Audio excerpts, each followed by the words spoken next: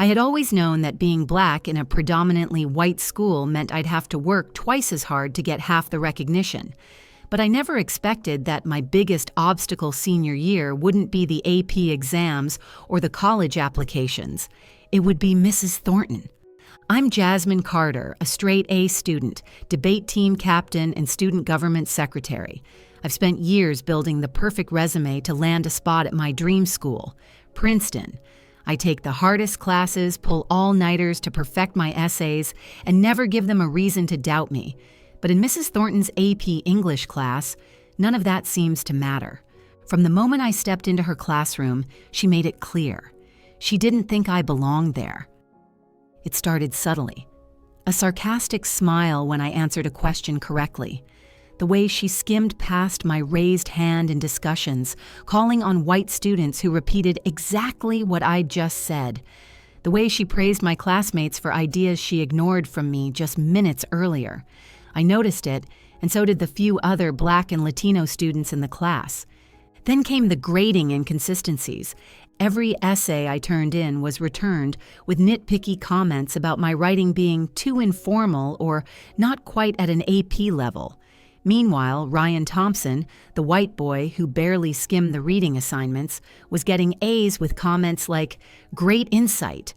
I spent hours revising, only for my grades to stay stuck in the B range, while Ryan and his friends breezed through with effortless A's.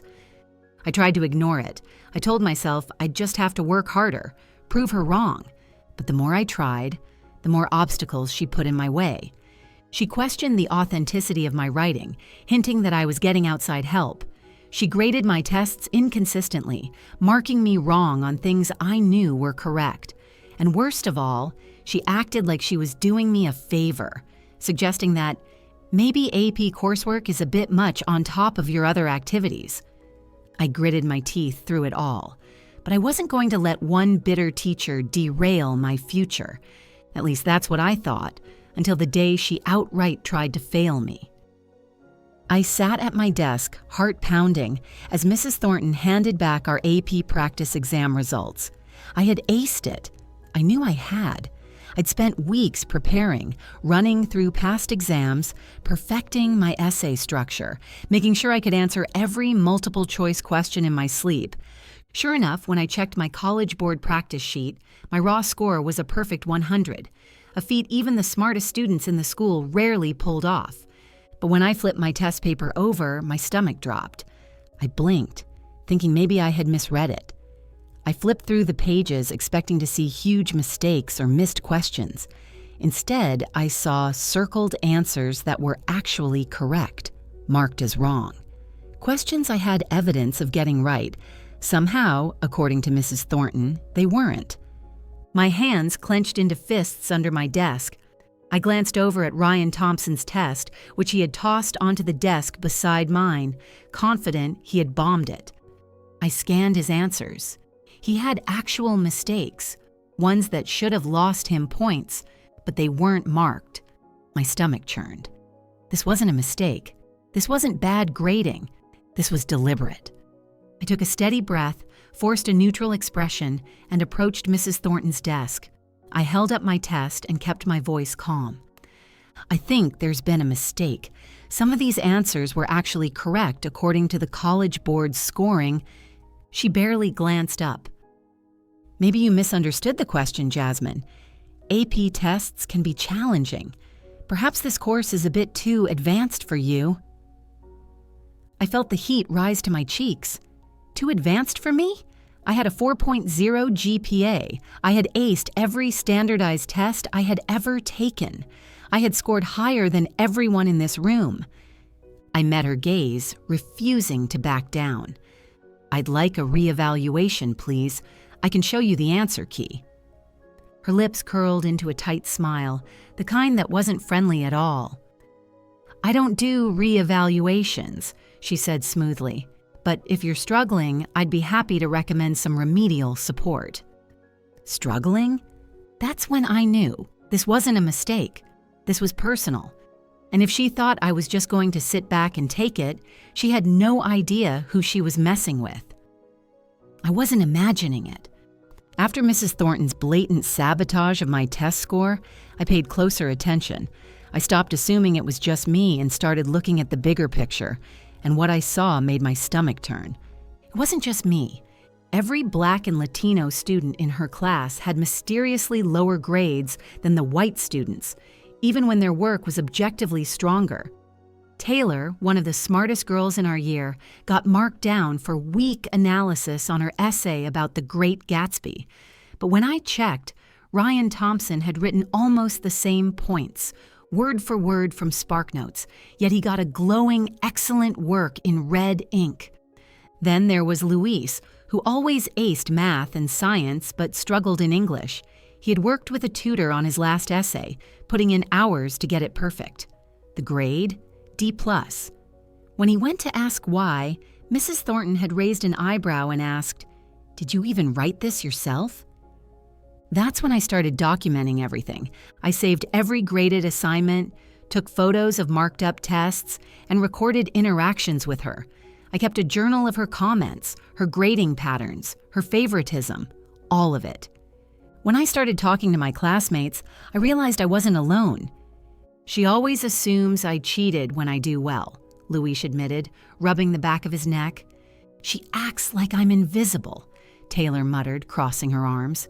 "It's like she expects us to fail," another girl, Imani, whispered. It was infuriating, but I wasn't about to let her bury my future without a fight. I needed solid proof. If I was going to challenge her, I had to be strategic. I wasn't just going to accuse her, I was going to expose her. And I wouldn't stop until the entire school board knew exactly what she was doing. Mrs. Thornton's final move against me came 3 weeks later, and this time she went for the kill shot. She assigned a major research paper worth 40% of our final grade. I knew exactly what was at stake. One bad grade could tank my GPA and put my Ivy League dreams in jeopardy. So I made sure there was zero room for error. I spent weeks refining my thesis, checking citations, and running my paper through multiple plagiarism checkers just to be safe. By the time I turned it in, I knew, without a doubt, that it was 100% my work. But when she handed back our grades, I knew something was wrong before I even saw the paper. Her smirk said it all. A big red 0 sat at the top of my page. I looked up, confused. "Mrs. Thornton, there must be a mistake." "No mistake," she interrupted, loud enough for the entire class to hear. "I don't believe you wrote this on your own." The words hit me like a slap. The room went dead silent. "Excuse me." My voice came out steady, but my hands were shaking. "This writing style is too advanced for you, Jasmine," she said smoothly, as if she was complimenting me. "Either you copied this from somewhere, or someone helped you." I felt rage burn in my chest.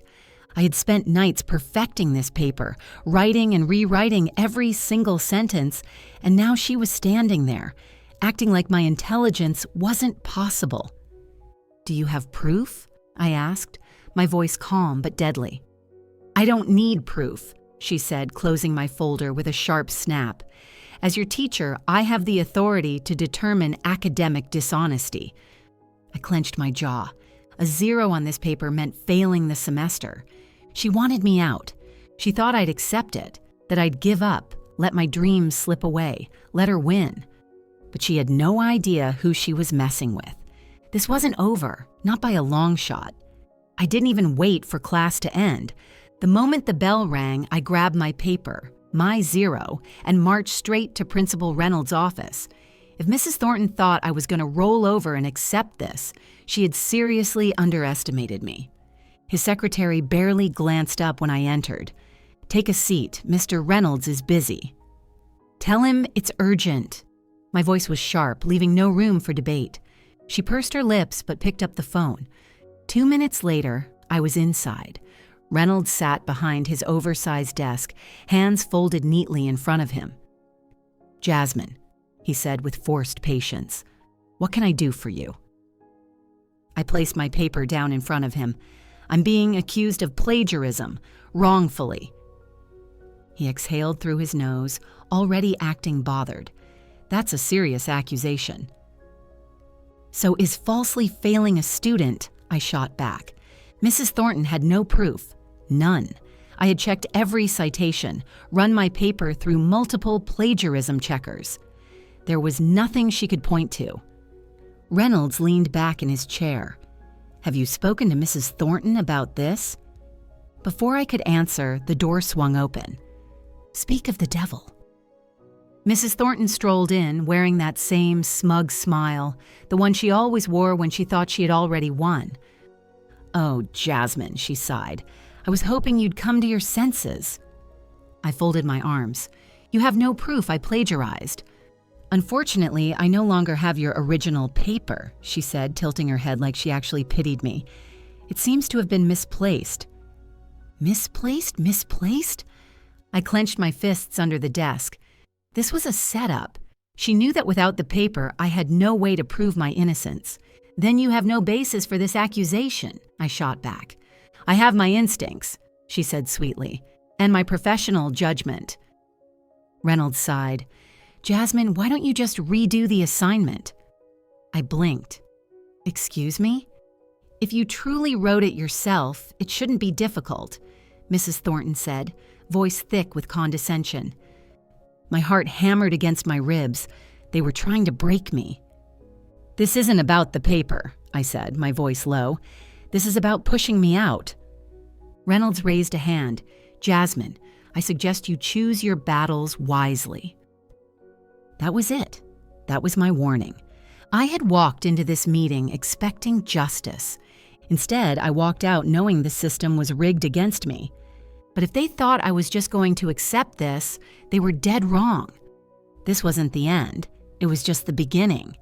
If they weren't going to give me justice, I was going to take it for myself.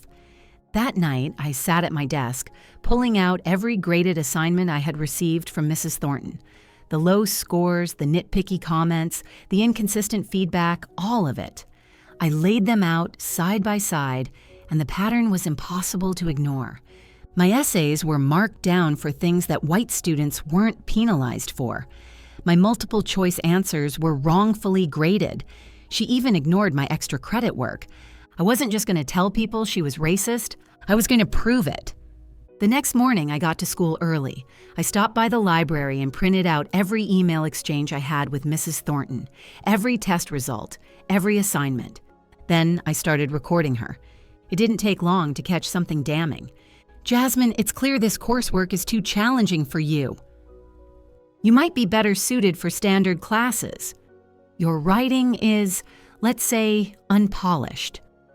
Her words were carefully chosen, but her meaning was clear, and I wasn't the only one. She accused me of cheating when I got an A, Taylor admitted, shaking her head. She always lowers my grades and says I didn't demonstrate understanding. But when Ryan does the same thing, it's fine, Luis added. Slowly but surely, I was building my case. The final push came from an unexpected source, a guidance counselor. I met with Ms. Patel, hoping she'd back me up. Instead, she sighed, rubbing her temples. Jasmine, I understand you're upset, but colleges won't care about one bad grade. I almost laughed. This isn't about one grade, I said. This is about discrimination. Ms. Patel exhaled through her nose. I'm just saying, maybe it's best to let this go. Let it go? I had spent my entire academic career working twice as hard, fighting for every ounce of recognition, and they expected me to just accept this? I wasn't letting it go. I wasn't backing down. Mrs. Thornton was going to be exposed, and when I was done, she wasn't just going to lose this fight, she was going to lose everything. I had spent the last week drowning in frustration. Every meeting, every complaint, every attempt to defend myself had been shut down. Mrs. Thornton had rigged the system against me, and Principal Reynolds had made it clear I was supposed to accept it. But then I found the loophole. It happened by accident. I was in the school library, flipping through the district's student rights and academic policies. A dry 60-page document no one actually read. But I wasn't looking for inspiration. I was looking for a way out. And there it was. Any accusation of academic dishonesty that results in disciplinary action must be accompanied by verifiable evidence. Failure to produce such evidence will result in the accusation being dismissed and the student's grade restored. I read it twice, then a third time. Mrs. Thornton had zero evidence against me. She had never presented any proof, just her so-called professional judgment. But according to this rule, that wasn't enough. My hands trembled as I grabbed my phone and snapped a picture. This wasn't just a loophole, this was my ticket to justice. The next morning, I walked into Principal Reynolds' office without an appointment. His secretary barely had time to protest before I set my printed copy of the district policy down on his desk. According to school board regulations, an accusation without proof is invalid, I said calmly. Since Mrs. Thornton has no proof, my failing grade needs to be overturned immediately. He sighed, rubbing his temples. Jasmine, this isn't how things work. It is exactly how things work. His jaw tensed. He wasn't used to students pushing back like this. I'll have to review this with the school attorney, he finally muttered. Translation: he was stalling. I wasn't stupid. The school didn't want this getting out. If they overturned my grade, they'd have to admit they had let Mrs. Thornton get away with discrimination for years. But I was done playing nice. That night, I contacted an educational rights advocate, someone who knew the law and how to make schools follow their own rules. If the school wanted to stall, I was going to make them regret it. I didn't tell my parents everything at first. I thought I could handle it on my own. I was wrong. When my mom saw my plagiarism 0 and heard how the school was dragging its feet, she didn't hesitate. Oh, they've got the wrong one. By the next morning, she and my dad had scheduled a meeting with the superintendent and the school board. Not just the principal, the people who actually had power. And we weren't coming alone. We walked into the district office with a lawyer and a civil rights advocate from the local NAACP. Reynolds was already there, looking visibly uncomfortable as we took our seats. Mrs. Thornton was absent, probably thinking she was untouchable. My mom wasted no time. My daughter has been accused of plagiarism without a shred of evidence, she said, sliding the school board policy across the table. And according to district regulations, that accusation is invalid. The superintendent frowned, reading over the document. Is this true? He asked, looking at Reynolds. The principal shifted in his seat. Well, in cases of suspected dishonesty, we trust our teachers' discretion. That's not what the policy says, our lawyer cut in. Either they have proof or this accusation is void. Silence. For the first time, I saw uncertainty cross Reynolds' face. They knew they were caught. The superintendent sighed. We will conduct an official review. I should have felt relieved. But I wasn't stupid. A review didn't mean justice. It meant delay tactics. And what about the teacher responsible for this? My dad pressed. That's when the superintendent's face hardened. We take all concerns seriously, but at this time, there is no disciplinary action against Mrs. Thornton. My stomach twisted. Even after everything, they were still protecting her. But this wasn't over. They had just forced me to take it to the next level. If the school thought they could quietly brush this under the rug, they were dead wrong. I had tried playing by their rules. I had followed protocol, documented everything, and gone through the proper channels. But they weren't interested in fairness. They were interested in protecting themselves. So I stopped waiting for them to do the right thing. I went to someone who could force them to. That night, I emailed Maya Richardson, an investigative journalist from a local news outlet known for exposing corruption in education.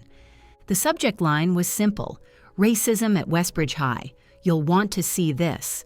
I attached everything: my plagiarized grade dispute, screenshots of Mrs. Thornton's biased grading, testimonies from other students, a copy of the school district's own policy proving they were violating their own rules. Maya responded within 2 hours. This is serious. Meet me tomorrow, off the record. By Thursday morning, the article was live. Westbridge High senior accuses AP teacher of racial bias, and she's not the first. The piece wasn't just about me. Maya had done her research. She had found former students who had filed complaints against Mrs. Thornton years ago, only to be dismissed. A black valedictorian who was given a C on her final project in Mrs. Thornton's class, jeopardizing her top ranking. A Latino student accused of cheating after scoring high on an essay, even though he had proof he wrote it himself. A pattern of black and Latino students consistently underperforming in Thornton's class, even though they excelled in others. The article spread like wildfire. Within hours, parents, community leaders, and alumni started calling the school board demanding answers. The NAACP got involved. Civil rights lawyers started asking questions. By the end of the day, number Westbridge Exposed was trending. The school had spent years covering up Mrs. Thornton's behavior. Now, the whole world knew. I should have seen their retaliation coming. They couldn't silence the truth, so they did the next best thing. They tried to silence me. On Friday morning, I was pulled out of class and sent to Principal Reynolds' office. His face was stone cold as I took a seat.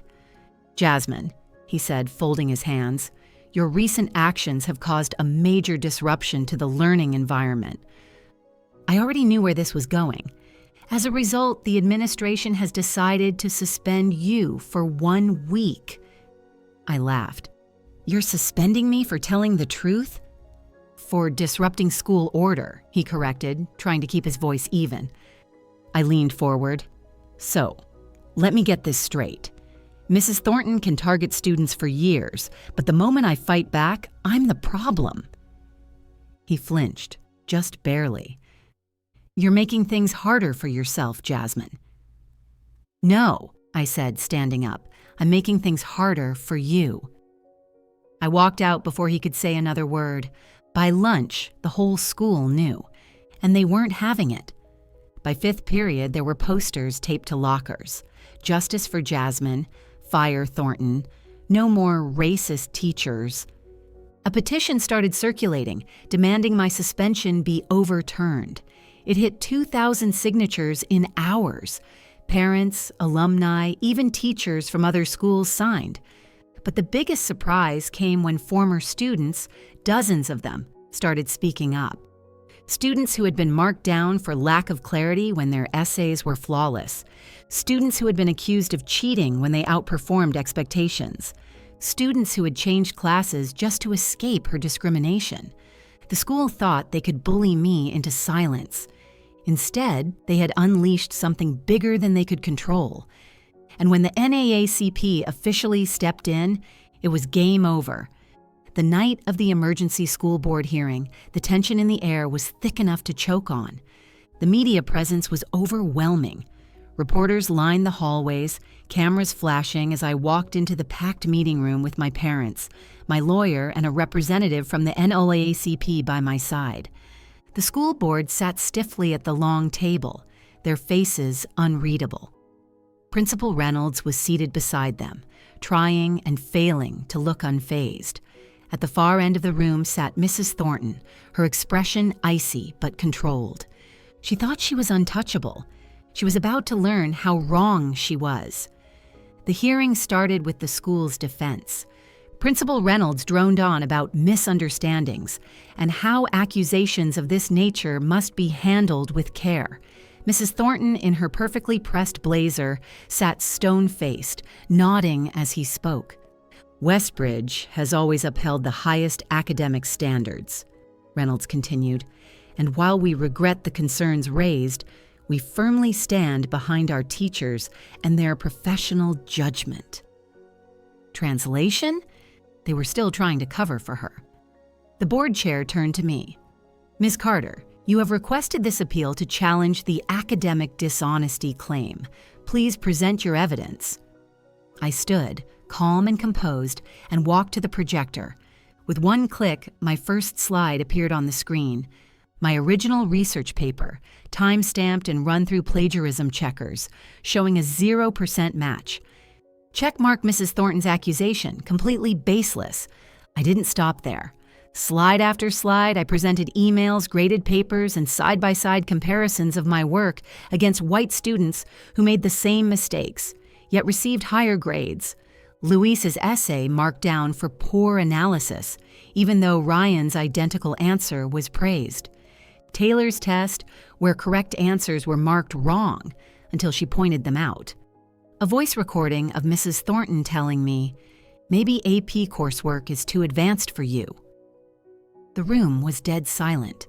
Then I pulled up the final piece of evidence, a forensic audit of Mrs. Thornton's grading history, conducted by an independent academic analyst. The results were damning.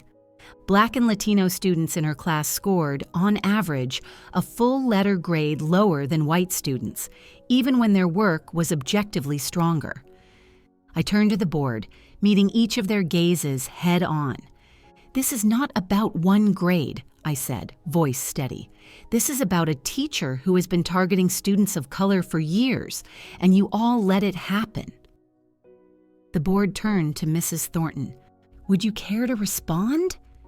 She cleared her throat, forcing a tight smile. "I take my duty as an educator very seriously," she said. "I hold my students to the highest standards. Sometimes difficult grading decisions have to be made to maintain academic integrity." The lawyer beside me leaned forward. "Are you saying you adjust grades to maintain a certain standard?" "Well, yes," she said without thinking. "Some students need a little more, yeah." She stopped. Too late. The board chair narrowed his eyes. "Are you admitting that you deliberately alter students' grades based on your own criteria?" Silence. Then Reynolds jumped in, trying to save her. "I believe what Mrs. Thornton means is—" "I think we've heard enough," the board chair cut in, his voice cold. Mrs. Thornton finally realized she had just exposed herself, and there was no saving her now. After 2 grueling hours of deliberation, the board returned. The chair cleared his throat. After reviewing the evidence presented, the school board has reached a decision. The room went still. The plagiarism accusation against Jasmine Carter is found to be without merit. Her grade will be fully restored, and all related disciplinary actions are to be expunged from her record immediately. I exhaled, relief washing over me like a wave. "Furthermore," he continued, "an internal investigation into Mrs. Thornton's grading history has uncovered concerning patterns. Effective immediately, Mrs. Thornton is placed on administrative leave, pending a full review." The room erupted. Gasps, murmurs, even a few cheers from students and parents in the back. I turned my head just in time to see Mrs. Thornton's face go pale. She stood abruptly, muttering something to Reynolds, before storming out of the room. But it wasn't just Westbridge that was done with her.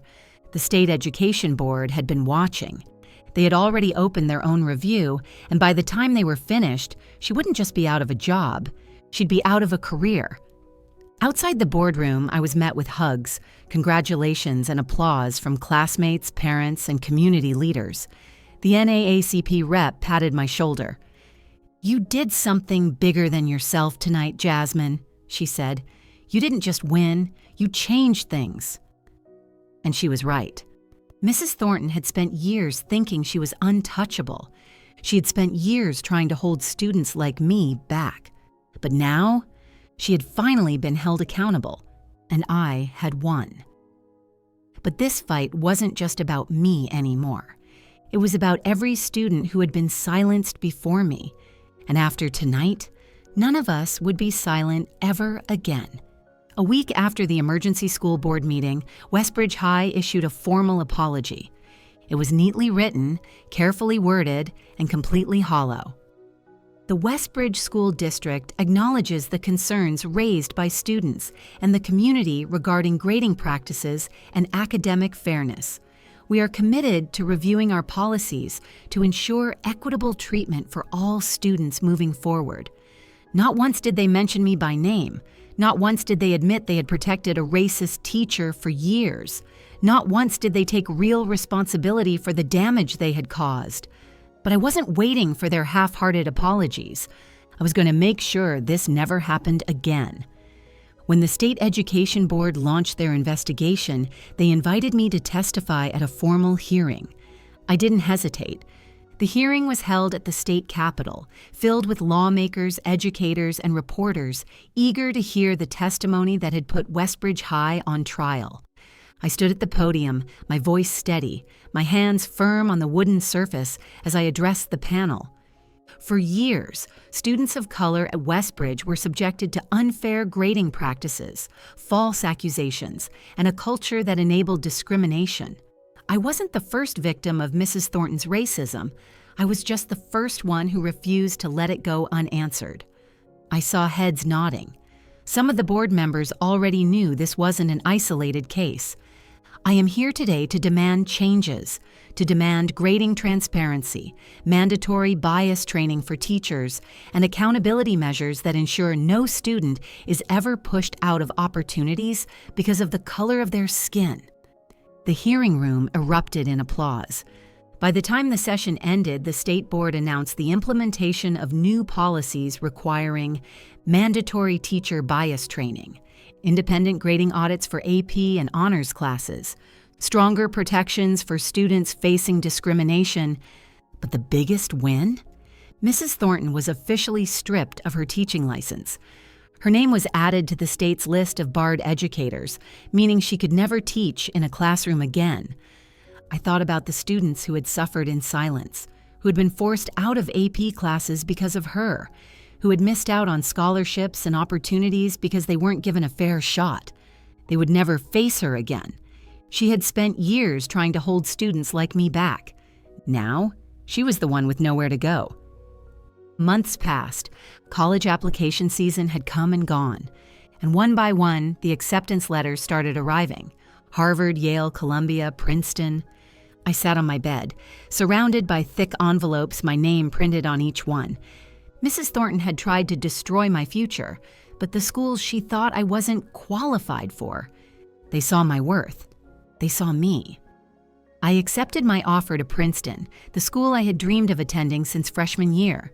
Not because I needed validation, but because I earned it. But I wasn't done yet.